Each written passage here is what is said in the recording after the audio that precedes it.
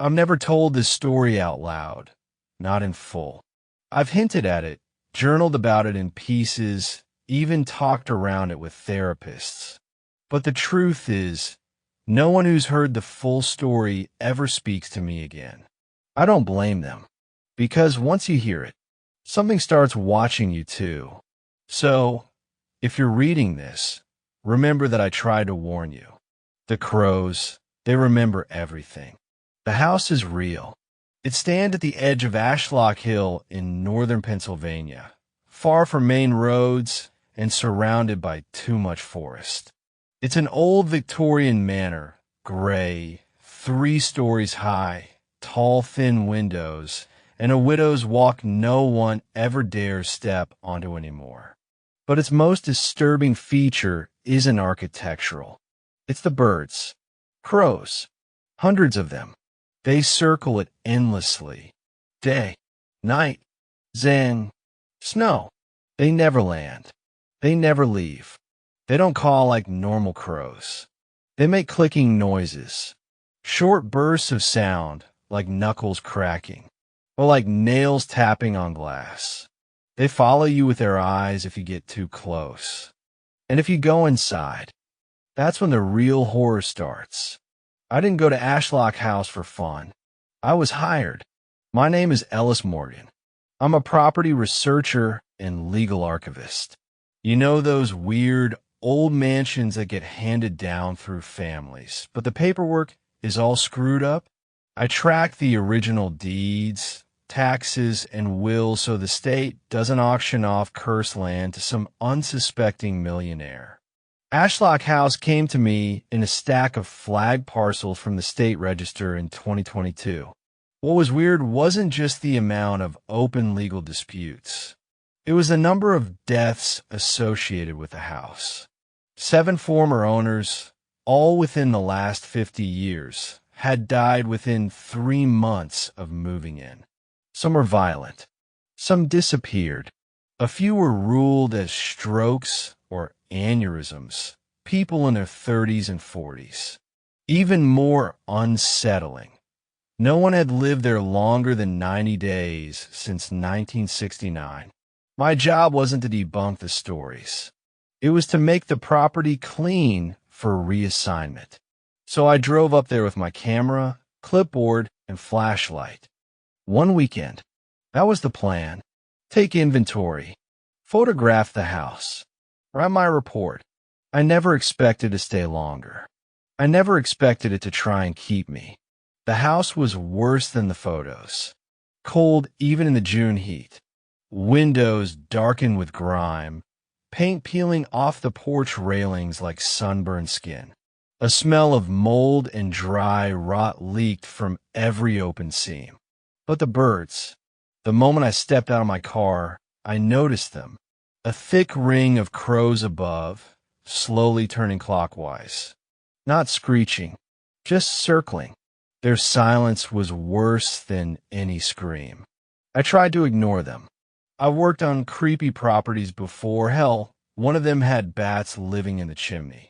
But these birds, they weren't animals. They were watching. I unlocked the front door, expecting the kind of heavy creak you hear in horror movies. But instead it opened quietly, smoothly, as if it had been opened recently. Inside, the air was cold and dry. Dust floated like snowflakes in my flashlight's beam. The walls were stained yellow. Most of the furniture was covered in white sheets, but the outlines beneath looked too sharp, too human. I ignored that too. I walked room by room, clicking photos. Noticed little things I chalked up to age, clocks that ticked with no batteries, light switches that sparked even though the power had been cut for years, a record player that rotated even though it wasn't plugged in. Then I found the basement door. It was cracked open. A small, cold draft crept up the stairs. I didn't go down. Not that night. I tried sleeping in the upstairs guest room. Around 2 a.m., I woke up to scratching sounds. They were coming from inside the walls. Slow at first, then fast. Erratic, like fingers trying to claw their way out. It wasn't rats. I've heard rats. These were too deep, too angry. I turned on the light. It didn't work. So I sat there, in the dark, clutching my flashlight. The scratching stopped, but then came a sound I'll never forget. A soft, wet tapping on the window. I turned slowly, and outside the window, even though I was on the second floor, there was a crow, perched on the sill, looking right at me. Except, it wasn't perched. It was hanging upside down. Its claws latched onto the frame above the glass. Its head tilted unnaturally backward, tapping its beak in rhythmic threes. Talp! Talp! Tap! I blinked, and it was gone. But the next morning, 3 tiny claw prints were etched into the glass on the inside. Day 2 got worse. The basement door was now wide open. There were wet footprints leading out of it, across the kitchen tile. Bare feet. Small. Child-sized. I checked every room again. My bags had been moved. My phone was gone. The front door was dead bolted from the inside, but I hadn't locked it. I took the camera and went to the attic, hoping to find old blueprints or anything useful. Instead, I found a room that shouldn't have existed. The attic split into 2 wings, one filled with old boxes, dusty toys, water-damaged books. The other was a narrow hall that led to a door that was never on the floor plans. Carved into the wood, in thin, scratch-like lines, was a phrase. She never left. I didn't open that door. Not then. I finally got reception enough to call a nearby town. The sheriff came out to check on me after I told him I'd seen signs of break-in. He stayed outside, refused to even step onto the porch. People say it's the crows, he told me, staring at the sky. But it's not the birds. They're just the warning. When they stop circling, that's when you should run. Why? I asked. He looked at me and said something I still hear in my nightmares. Because when the birds go quiet, it means she's in the house. The next morning, I woke up to silence. No tapping, no scratching, no sounds at all. I pulled back the heavy curtains in the guest room, and that's when my stomach dropped. The sky was gray. Heavy clouds swirled low over the woods, and the crows were gone. Not one bird circled the house. Not one perched on the chimney or the fence or the brittle tree in the front yard. It was unnatural. The silence was too deep, like the world was holding its breath. The sheriff's words haunted me. When the birds go quiet, it means she's in the house. Who the hell was she? Someone had been in the house. I decided to leave that morning. I packed everything in a hurry and went for the front door. It was wide open, even though I remembered locking it, dead bolting it. There were muddy footprints on the porch, bare feet again, small, leading into the house. And I saw something that made me drop my keys. A small pile of feathers arranged neatly in the shape of a ring on the floor inside the door, as if one of the crows had been plucked apart and ritually left there. I picked up my camera to take a picture of it. The screen was black. I checked the memory card. Every photo I'd taken of the rooms, the claw prints, even the house itself was gone. Wiped. All except for one. A photo I didn't remember taking. It was a picture of me sleeping in the guest room, taken from just a few feet away. A voice in the vents, I tried leaving again around noon. But the car wouldn't start. The engine turned once, twice, then made a low, grinding noise like something wet stuck in the gears. Then it cut off completely. I checked the battery. It was fine. I tried calling for help. No signal. I held my phone up high, walked halfway down the gravel driveway. Still nothing. When I turned around, the front door of the house was open again. That was when I heard it. A voice, coming from inside the house. or more specifically, from the ventilation system. A long, low whisper. My name, Ellis. It stretched and slithered.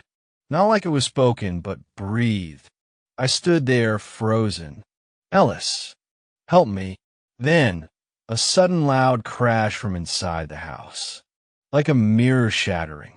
I ran in, heart pounding. I shouldn't have. The room behind the mirror, the guest room mirror, had exploded inward. Shards of glass were scattered across the floor. But what made me step back in horror was what lay behind the shattered mirror. A door that had been built into the wall, sealed behind the mirror for God knows how long. I should have run. I didn't. I opened the door. Behind it was a narrow spiral staircase that went down deeper than the house should have gone. Stone steps, black air, the smell of rotting leaves. I took one step down, then another. The temperature dropped so sharply my breath came out in clouds.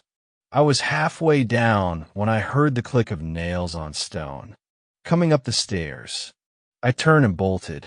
The man in the library that night. I found a room I hadn't seen before, the library. It had a hidden panel that opened only if you pushed the bust of some dead philosopher just right. Inside were books bound in leather, some with no titles.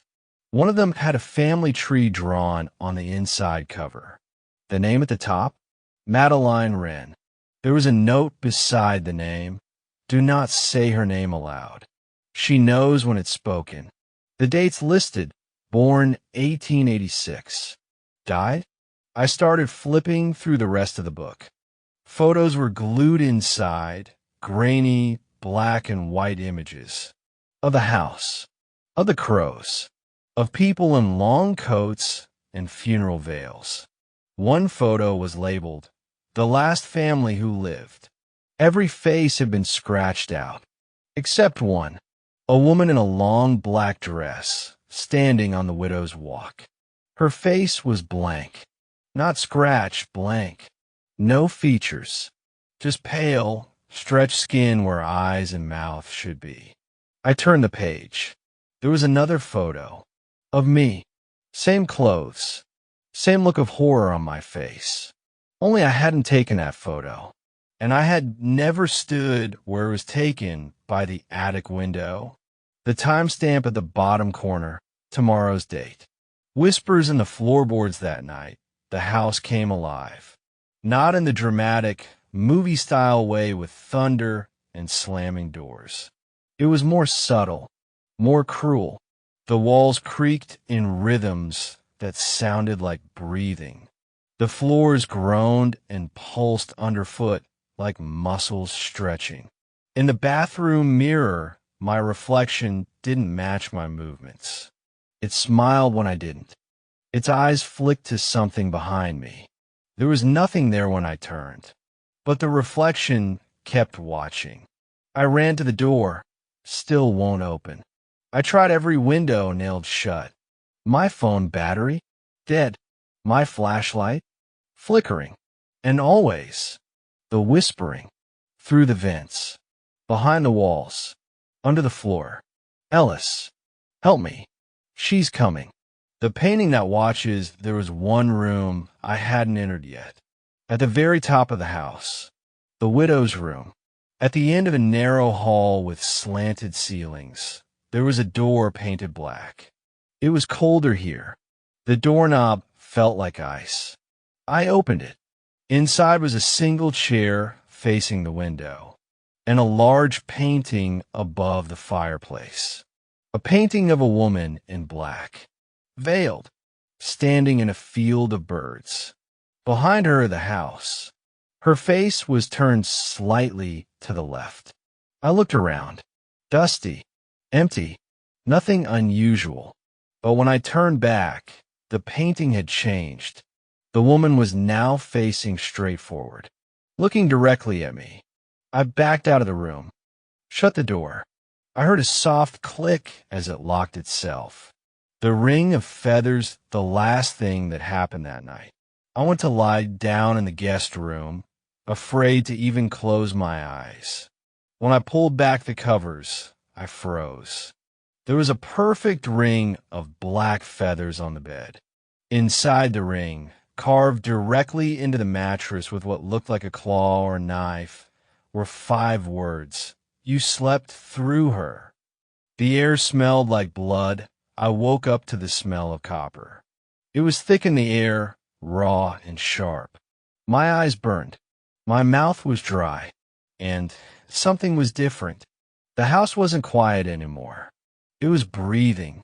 The walls seemed to pulse ever so slightly, and from somewhere deep beneath the floorboards, I could hear a heartbeat. Faint, slow, steady. I didn't want to move, but I had to see if the message in the mattress was still there. I pulled back the sheets. The feathers were gone. In their place was something worse. A human tooth, small and yellowed, and beneath it, scratched into the fabric of the mattress, fresh this time, was a different message. She wants her face. The man with no eyes, I ran to the front door. Still sealed, still dead-bolted, and the bolts now looked melted, fused into the wood. Then I saw something move in the hallway mirror. A shadow. I turned hard in my throat. At the far end of the hall stood a man. Gaunt, dressed like he was from another century, gray wool coat, black gloves, no shoes. But it was his face that made my knees weaken. His eyes had been gouged out, just 2 black pits where they used to be, and his jaw had been torn open on one side, the flesh hanging loose like wet paper. He raised one hand and pointed to the ceiling. Then he opened what was left of his mouth. No voice came out, only the sound of flapping wings. I blinked, and he was gone. Upstairs, the clock room, I followed his gesture, climbed the stairs, heart hammering in my chest. The upstairs hallway was darker than before. The light bulbs had been unscrewed. The air smelled like dust and mold and old deadwood. One of the doors was slightly open. The clock room. That's what it had to be. Dozens of old, antique clocks lined every inch of the walls, cuckoo clocks, grandfather clocks, pocket watches nailed to the drywall. None of them ticked, except one, a small porcelain clock shaped like a raven, set on a shelf above a covered mirror. The second hand was moving backward. Tick, tick, tick. I pulled a sheet off the mirror, and what I saw made me drop to the floor in a panic. It wasn't my reflection. It was her, the woman in black. Madeline. Her face was no longer blank. She had my eyes. Not just the color, not just the shape. My actual eyes. She smiled. The basement door is open. I ran. I didn't stop. Down the hall, back down the stairs. That's when I saw it. The basement door, the one behind the mirror that had shattered days ago, was wide open now, and from it came the sound of something scraping against stone. I called out, just to hear a voice, even my own. But what answered wasn't mine. It was hers. Not whispering anymore. It was loud. Clear. Ellis, come down. It's almost time. I slammed the door shut and dragged a bookshelf in front of it. Then I noticed something etched into the inside of the door, scratched with what looked like fingernails. Don't let her iron. The night the crows returned that night, the crows came back. Hundreds of them. They filled the sky. They landed on the house, on the fence, and the trees. They beat against the windows with their wings. They screamed, not like birds, but like people. Hundreds of voices crying out at once. Some tried to force their way inside. One of them cracked the kitchen window with its beak, opening a deep fracture in the glass like a spiderweb. I ran to the attic, the only place I hadn't fully searched. There was a small, dust-choked window, and what I saw outside almost made me faint. In the middle of the yard, surrounded by crows. was a circle of bones, a human skeleton, arranged like it had been torn apart and reassembled, the bones blackened, cracked. The skull was placed upright, and in the hollow eyes were two small mirrors, one for each socket, and carved into the dirt below the rib cage, in looping letters, was a name, Madeline. I found the tape that night. After the crows finally disappeared, I found the cassette tape. It was in the library, inside a hollowed-out book. No label, no case. There was an old tape recorder on the desk. I pressed play. The voice that spoke was a man's. Calm, tired. If you're hearing this, it means she's already chosen you. He went on to explain the history of the house, how it was built over something ancient, how the Wren family, Madeline's family, never left, even after death. They called her the face stealer, he said. She walks the halls at night. She whispers through the vents. She offers you your deepest desire, but she takes your face to wear it. Then silence, and one final whisper at the very end of the tape. Don't look in the mirror. Not tonight. I looked up. The mirror across the room, the one I hadn't touched, was fog from the inside. A handprint slowly appeared on the glass. I'm not alone that night. I slept in the closet. Not out of logic. Not because it felt safe, but because it was the only place with no mirrors, no vents, and no windows. I woke sometime around 3 a.m. Not because of a noise, because of a sensation. Someone was breathing on my face. I opened my eyes. Pitch black. Then I heard it. You look just like I used to. I hadn't left the house in days. It wasn't that I couldn't, it was that I shouldn't. Every time I even approached the front door, something in my body recoiled, like a string being pulled tight just beneath my skin. The crows had doubled in number since the last time I dared step out. Not only circling now, but perched along the entire roof line, the power lines, even the branches of the half-dead elm tree in the yard watching. Always watching. At night, the circling didn't stop. They didn't sleep. I did barely. Fitful minutes. Maybe an hour, snatched between hallucinations of scratching, tapping, and whispering. But not sleep as you'd understand it. It had gotten worse after the box. You remember the box, don't you? I mentioned it in the last part. A small wooden chest, sealed with black wax and wire, found tucked behind the insulation in the attic. I had opened it. God help me.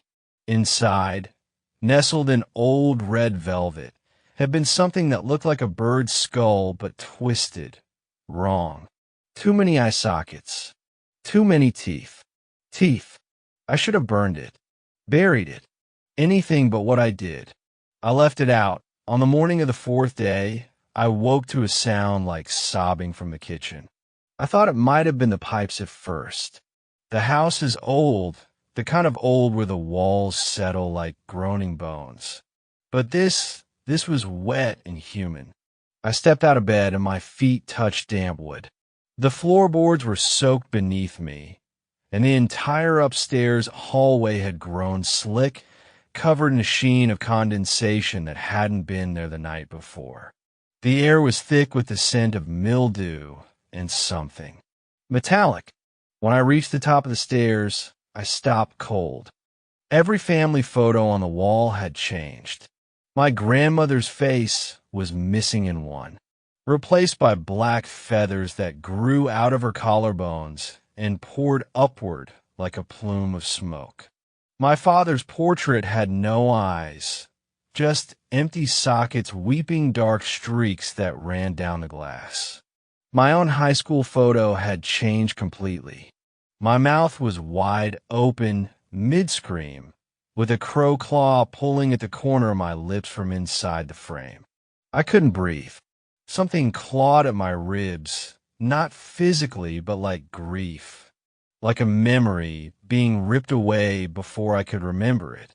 The sobbing in the kitchen grew louder. I descended the stairs slowly, my bare feet making soft splashes against the carpet soaked through. There was no logical source for the moisture. No leak, no flooding. Yet the house smelled of earth, like the bottom of a grave that had just been opened. The kitchen was dark despite the window above the sink.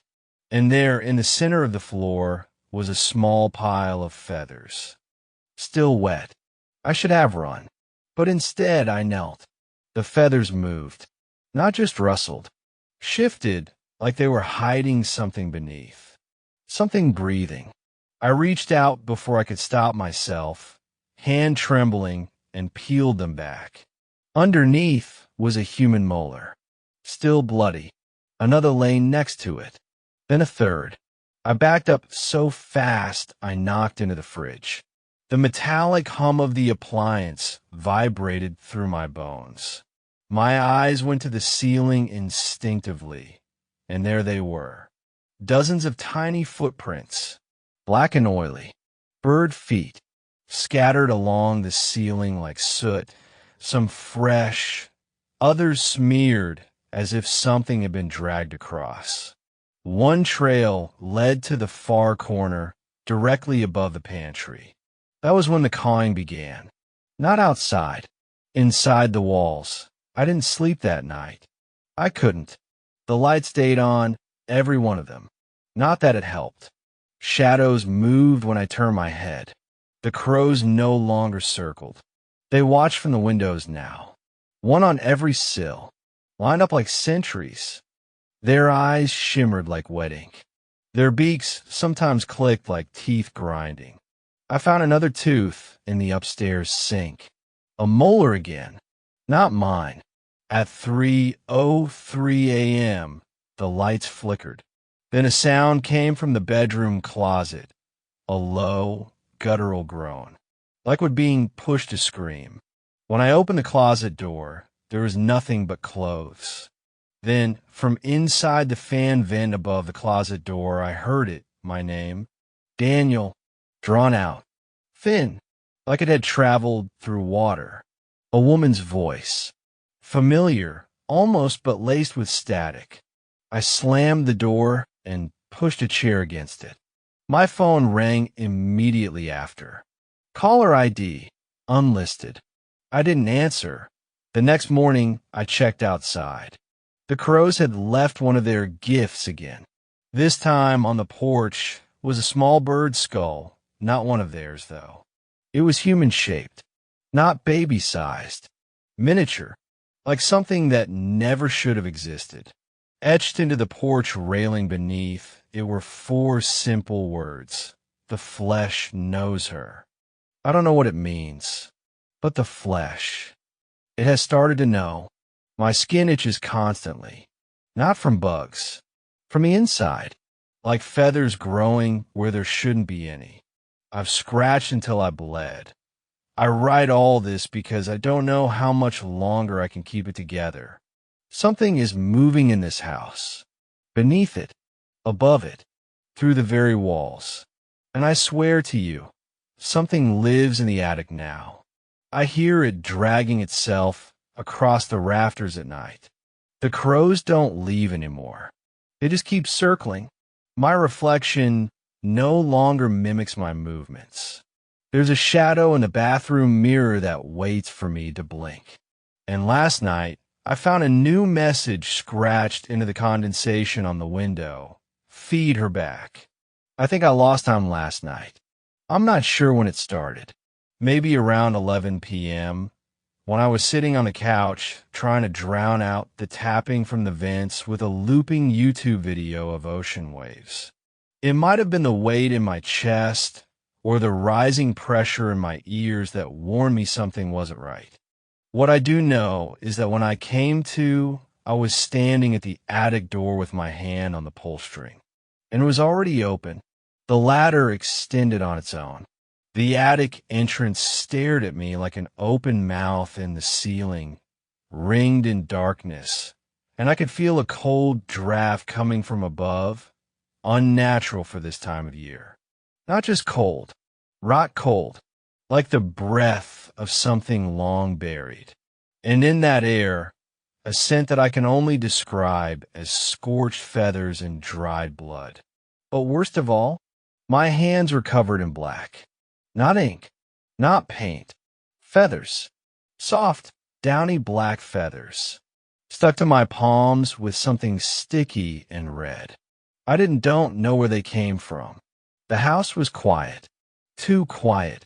Even the crows outside had gone still, perched in unnatural poses, heads tilted at the exact same angle, watching. I didn't want to go up. Every cell in my body screamed against it. But something was in control, deeper than my instincts, something older. Something already living inside me. My feet moved anyway. Up, one creaking step at a time. The attic greeted me with silence. Not the comforting kind. This was the absence of all natural sound. No mice. No creaking wood. Even my own breath felt muffled, like the air had been taken. And then I saw them. More feathers, but not loose ones scattered by wind or age. These had been placed, arranged in concentric circles, each one tighter and darker than the last, forming a kind of crude spiral, one that ended in the middle of the attic where the box had first been. Only now, something new was at the center. A mirror. Old. Warped. Its frame made of what looked like bone carved with primitive symbols I didn't recognize, except for one. The crow symbol. That scratchy V shape I'd seen in the condensation. The one that had begun appearing on my arms, like bruises in the shape of birds. The mirror's surface pulsed. Literally pulsed like a slow heartbeat, and when I looked into it, I didn't see myself. I saw a woman, gaunt, hollow-eyed, her mouth open in a scream that made no sound. Black wings spread from her back, not crow wings, but human-sized, grotesque, and trembling, sewn into her shoulders with what looked like teeth. She was standing exactly where I stood in that very attic, but the room behind her was wrong. The floorboards rotted, the beams sagging. The whole place felt deeper somehow, like I was seeing the attic beneath the attic. And then she moved. Not her body, her face. She tilted her head, and I swear to you, I felt her eyes make contact with mine across the glass. And then her lips moved. She said my name. I woke up hours later at the bottom of the attic ladder, bleeding from the nose and mouth. Something had clawed at my back. 5 thin scratches now ran down my spine, through my shirt. Not deep, but raw. Still bleeding. The mirror was gone. I didn't sleep. I couldn't. Instead, I began noticing that the mirrors in the rest of the house were changing. First, the one in the bathroom, it no longer reflected the room correctly. I'd tilt my head to the left, and the man in the mirror would tilt right. I shut it, taped it over with cardboard. Then the hallway mirror. It showed something standing behind me at night, always at the edge of frame, always with a faint shimmer of feathers. But it wasn't until the basement mirror cracked on its own that I began to fully understand. Something was trying to break through. That night I boarded up the mirrors. Every one. Windows too. I couldn't risk it anymore. Even the sound of wings above the house had become unbearable, constant, scraping, whispering. But even in the dark, I heard them. Whispers. Not just outside now. From beneath the floorboards. Words, faint and cruel. She watches through your skin. You let her in. The eye beneath your bed still sees. I didn't understand. Not until I went to the crawl space. Let me pause here to say, the crawl space beneath my house has always been a place I avoided. Not because of fear, but because it was simply unused, unimportant, a place of cobwebs and forgotten piping. But that night, I opened the hatch, and what I saw took years off my life. The dirt was moving, like breath beneath the surface. And in the middle of the crawl space was a shape, a human outline in the soil, like someone had lain there for years. The earth sunken where the arms and legs should be. And at the center of that figure, a mouth. No, not a face, just a mouth, carved into the dirt, lined with bird bones, jaw locked open wide, as if in silent scream. Inside, teeth, human ones, some still bloody. One of them, I swear to God, had my initials etched into the enamel. I screamed. When I scrambled back into the house, the sound of flapping erupted behind me, not wings. Clothes, hundreds of them, pinned to the ceiling, now fluttering like birds. The ones that had gone missing over the past few days. The ones the house had taken. Something lives beneath this house. Something that needs. I'm writing this now with every light on. The crow numbers have tripled. They don't even fly anymore. They line the roof like shingles. Their beaks tap against the siding in rhythm, forming a kind of pattern. Last night, I got a call again. Same unknown number. I didn't answer, but I let it go to voicemail. Here's the transcript. You are the final shape she needs. She is ready. Tonight the mouth will open. Outside I see figures now. Not just crows. Things wearing crow feathers. And the message scratched onto my window this morning. Feed the house.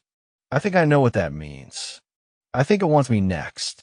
But there's something else I haven't told you yet. The worst part. The real horror. Because last night, I found an old photograph tucked behind a drawer in the hallway. A black and white picture of this very house. And in the window, my face, staring back, smiling. I'm writing this from a motel 2 towns over, with all the lights on. I haven't slept more than an hour a night for the past 3 days, and I can still hear them. Not the crows, at least not directly. It's the sound they leave behind. When I close my eyes, I hear thousands of flapping wings pressing against the inside of my skull. I hear the air being sliced, feel the vibrations in my bones like a forgotten melody playing on rotten strings. I know what happened in that house was real. I have proof. And if anyone reads this and thinks it's just another campfire tale, good. Keep your distance. But if you've ever seen birds circling the sky over a house for days without rest, get away. Don't wonder. Don't investigate. Don't be me. Let me go back. After Mason vanished, the police wrote it off as voluntary disappearance. There were no signs of struggle. No blood, no forced entry, nothing. But I knew something had taken him. Something that didn't leave normal evidence. The crows circled faster the day after he disappeared.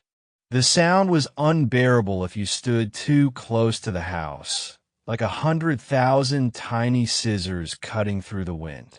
They flew counterclockwise now, and sometimes their wings flapped in perfect synchronization, as if responding to a conductor I couldn't see. Inside, the house had changed. The air was heavier, more electric. I found feathers inside the walls, jammed deep in the insulation like nests of rot. They weren't normal feathers. They were too black, too thick. Some were barbed, and others were wet. But worst of all was the nursery. The first time I stepped into that room after Mason's disappearance, the air turned ice cold. There were no windows, and yet wind moved through it, spiraling upward. It smelled like mold and ash. The mobile that hung above the empty crib, those tiny wooden birds Mason carved himself, were gone. In their place, real birds, dead ones, taxidermied. Their heads were twisted toward the ceiling, beaks open like they were screaming when they died. And carved into the crib, fresh and deep, were words that hadn't been there before. He isn't yours. I don't remember running. I barely remember crashing through the front door, nearly tumbling off the porch. But I remember the crows. They dropped, all at once, like they had all died in midair. They didn't fall straight down, they spiraled downward, turning in that same impossible pattern they always flew in. They didn't hit the ground, though. They hovered right above the soil. Thousands of them, flapping but not rising, not landing. That's when I saw the figure. It stepped out from the woods across the street. I'd always known there was something behind the crows, something that watched through them. But until that moment, I didn't realize it had a body. Tall, thin, the limbs too long, like joints added in the wrong places. It wore a tattered black coat that moved independently from the wind, and where its face should have been. A beak, not like a bird's, more like something grown out of cracked bone. Ancient. It looked like it had been burned or boiled and then reformed with hate. Its eyes were the only human thing about it. Wide, watery, bloodshot. And they were Mason's eyes. I screamed. I don't know how long. The thing tilted its head at me, and the crows rose. Not one by one. All at once. They formed a wall behind it. A writhing, feathery screen that crackled with sound. It stepped forward. I don't remember running back inside. I only remember waking up in the attic, shivering under a mold-eaten quilt, Mason's name carved into the wooden beams above me, over and over again. And then I heard the footsteps, not on the stairs, not in the hall, above me, in the ceiling, except there wasn't upstairs. The attic was the top. Then the wood started to creak, not from weight, from something moving with intention. Like fingernails dragging slowly along the inside of a coffin lid. I bolted. When I finally left that house, I brought nothing with me. I didn't care about clothes or money. I just got in my car and drove until the gas light screamed. And I made the mistake of stopping for the night. I booked this motel thinking I'd be safe 2 towns over. Thought whatever haunted that house couldn't reach me here. I was wrong. Last night, the power flickered. I looked outside, and the crows were here. Not circling yet, just sitting, watching, on the streetlights, the telephone wires, the windowsill. One of them had something in its beak. A finger. Now I don't sleep. When I shut my eyes, I see that thing. I see Mason's eyes in its face. I hear the whisper he left behind on the baby monitor recording I finally dare to play. It was faint beneath the static, but it was his voice. He said, "It opens its mouth and there's no sound, but you'll hear it anyway. Don't let it in." And then there was another voice, raspier, lower in the walls. It said, "You invited us when you heard the wings. Conclusion, if you ever see crows circling the same house day and night, don't stop. Don't go near it. Don't try to help the people inside, because they're already gone. Something else is wearing their skin, looking out through the windows, smiling behind the glass. And every flap of wings above that roof is a warning, not a coincidence. I don't know how long I have left, but I'll keep writing. I'll keep sending this to every forum, every inbox, every journalist who might listen. I just heard 3 knocks on a motel room door. I didn't order anything, and the knocking came from above.